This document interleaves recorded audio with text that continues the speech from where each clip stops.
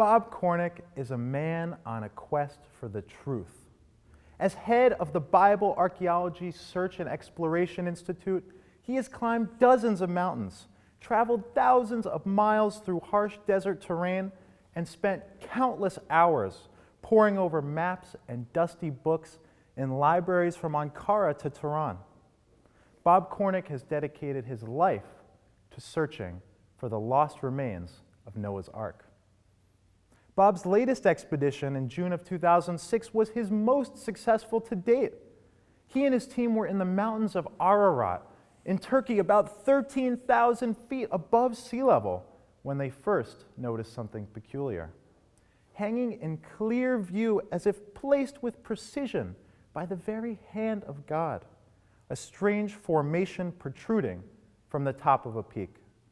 "Holy Toledo!" one member of the group could be heard shouting from the back. "That looks like petrified wood." Bob frantically ran toward the site for a closer examination. Massive wooden beams seemingly cut by human hand and which looked to be just about 300 cubits in length, the exact size of Noah's Ark. After a lifetime of searching for the truth, of hiking and climbing toward the ultimate answer which would finally put to rest all his doubts, Bob wondered to himself, could this really be it? Could this really be it? Now, before you start jumping to conclusions about me, I'm not a creationist like Bob, and along with many of you, I would answer his question with a resounding no.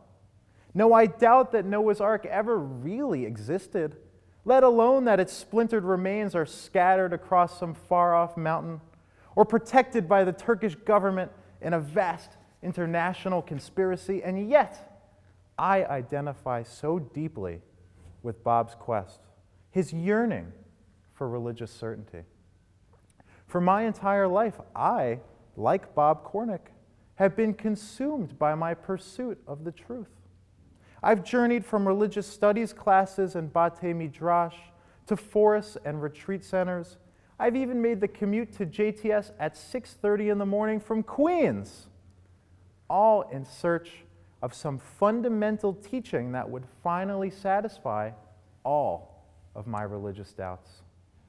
I always felt that to be a genuinely religious person, a truly worthy religious leader, I could have no less than emunah shlema, that perfect, settled, airtight understanding of myself and my place in God's universe. And so I've searched. And with each new sefer I opened, each inspiring new teacher I met, each soul-stirring religious experience, I hoped beyond all hope, like Bob did at the top of that mountain, that maybe, finally, I had found my answer. As the years have gone by and the books have piled up in my parents' living room, I've asked myself again and again, though each time with a little more hesitation, could this really be it?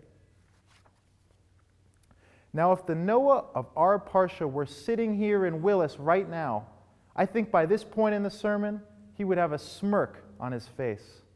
Searching for my ark, for religious certainty? What are you, Meshuggah? How could you possibly be so naive as to think you'll get anything close to certainty in this world? I don't care how many Jewish studies classes you took with Dr. Fishbane. Noah would be yelling at me by this point, simcha, smicha or no smicha. You're always going to have some doubt. You see, Noah was the kind of tzaddik who understood that this world is too complicated, too messy for anything absolute. What made him an ish tzaddik v'tamim, as it says in Bereshit 6:9, a man who was righteous and religiously whole, was not that he achieved the kind of certainty that Bob was searching for on that mountain, or that I've been searching for these last few years as I've grown into a rabbi. For Noah, it was exactly the opposite. He spent his life toiling and serving Hashem without any certainty at all. He was a tzaddik, yes, but filled with doubt, ever unsure of what Hashem really had planned for him or for the world, and yet still devoted to doing his avodah, his work, every day with a whole heart.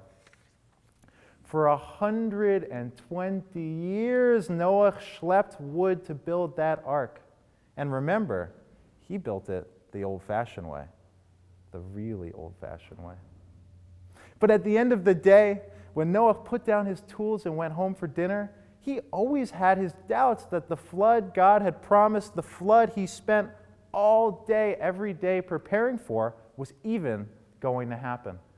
Rashi tells us that before the flood, Noah could be characterized as ma'amin ve'eno ma'amin, a believer and an unbeliever. In other words, he was like many of us, some days a little bit more confident in our faith, and some days a little less. Sure, he believed in Hashem enough to put in the work necessary to build that ark, but he never felt truly settled in his mission, was never absolutely certain in his belief that the flood would, in fact, come. We learn in Bereshit 7:7 that even when the day of the flood finally did arrive, Noah waited. He only entered the ark mipenei me hamabul, not because of God's promise, but because of the water that had already begun to pour down onto his head. And it's truly amazing that even then, Noah still had his doubts. Our Midrash in Bereshit Rabbah 32:6 tells us, Shehi giyu amayim ad karsulav lo niknas lateva.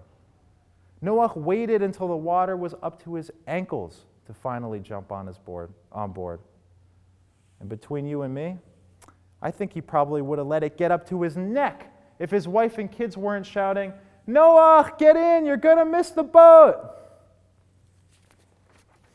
Some of you might be thinking to yourselves, I'm not buying it. If Noah really had such deep-seated doubts about God's promise, if he really was mechusar amanah, lacking in faith, as the Midrash goes on to describe him, in what way can we really consider Noah to be a tzaddik at all without cheapening the title? Maybe you would cite another Midrash in Bereshit Rabbah, which describes Noah as a tzaddik only bidorotav, not a true tzaddik at the highest level, but only a tzaddik in his wicked generation, just in comparison to all the other schlubs around him. But I'm not convinced by that.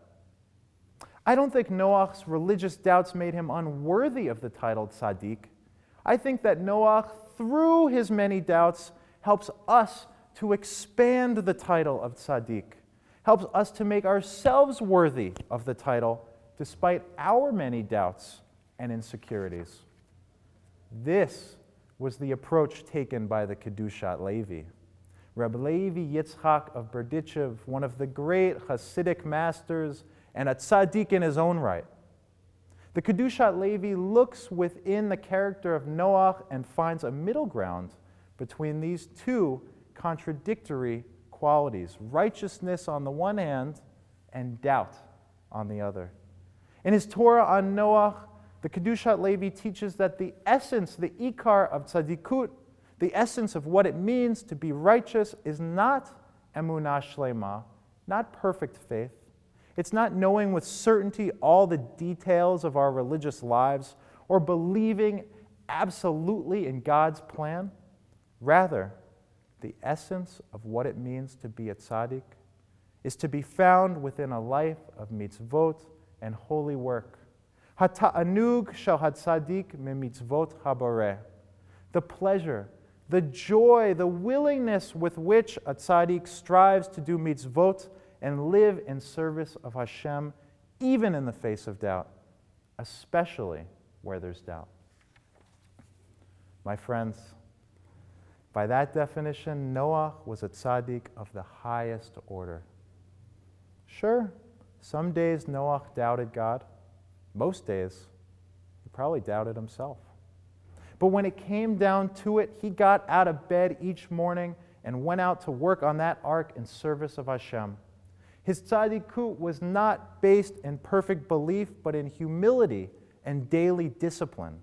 He realized that in our world, nothing is promised, that in this world, even our greatest convictions and projects will always be accompanied by some doubt, that in this world of uncertainty, often the best we can do is just show up and try to serve Hashem with a whole heart.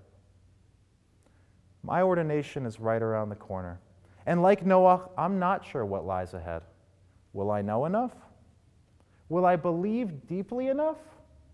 Will I preach the Torah that is truly in my heart?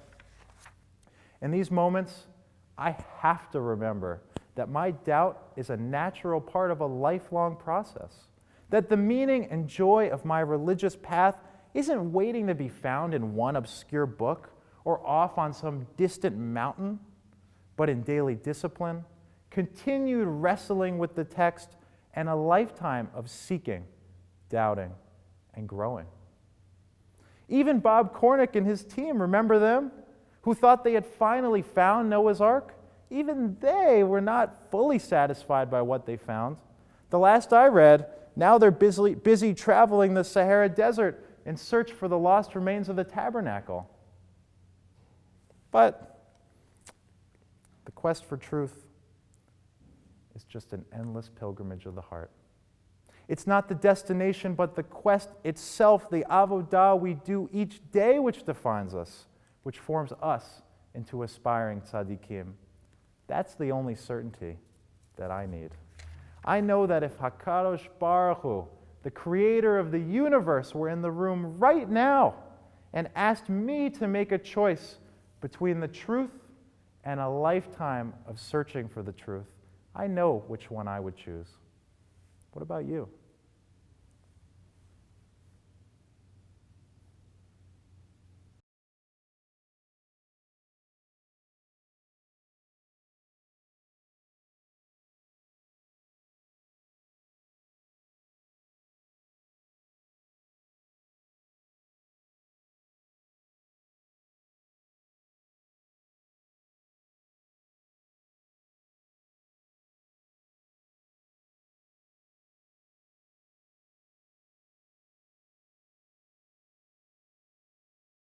By the very hand of God, a strange formation protruding from the top of a peak. "Holy Toledo!" one member of the group could be heard shouting from the back. "That looks like petrified wood." Bob frantically ran toward the site for a closer examination. Massive wooden beams seemingly cut by human hand and which looked to be just about 300 cubits in length, the exact size of Noah's Ark. After a lifetime of searching for the truth, of hiking and climbing toward the ultimate answer which would finally put to rest all his doubts, Bob wondered to himself, could this really be it?